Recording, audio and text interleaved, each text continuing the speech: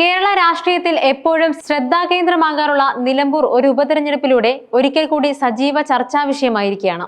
വോട്ടെടുപ്പ് പൂർത്തിയായി കഴിഞ്ഞെങ്കിലും തിരഞ്ഞെടുപ്പ് പ്രചാരണ കാലത്ത് അരങ്ങേറിയ വാക്പോരുകളും നേതാക്കളുടെ പരസ്യമായ അതൃപ്തികളും കോൺഗ്രസിനുള്ളിലെ ഭിന്നതകളും ഇന്ന് ചൂടേറിയ സംവാദങ്ങൾക്ക് വഴിവെക്കുന്നുണ്ട്.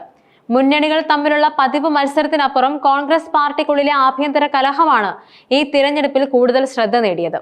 നിലമ്പൂർ ഉപതെരഞ്ഞെടുപ്പ് പ്രചാരണത്തിൽ നിന്നും താൻ വിട്ടുനിന്നത് മനഃപൂർവ്വമല്ലെന്നും കോൺഗ്രസ് നേതൃത്വം തന്നെ ക്ഷണിക്കാത്തതിനാലാണെന്നും ശശി തരൂർ എം പി പരസ്യമായി വെളിപ്പെടുത്തിയത് വലിയ കോളിളക്കമുണ്ടാക്കി.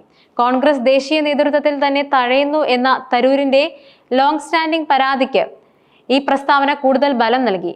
വയനാട്ടിൽ പ്രിയങ്ക ഗാന്ധിക്ക് വേണ്ടി പ്രചാരണത്തിന് തന്നെ ക്ഷണിച്ചിരുന്നുവെന്നും എന്നാൽ നിലമ്പൂരിൽ ആരും സമീപിച്ചില്ലെന്നും തരൂർ മാധ്യമങ്ങളോട് പറഞ്ഞു. കോൺഗ്രസ് നേതൃത്വവുമായി തനിക്ക് ചില അഭിപ്രായ വ്യത്യാസങ്ങൾ ഉണ്ടെന്ന് തുറന്നു സമ്മതിച്ച തരൂർ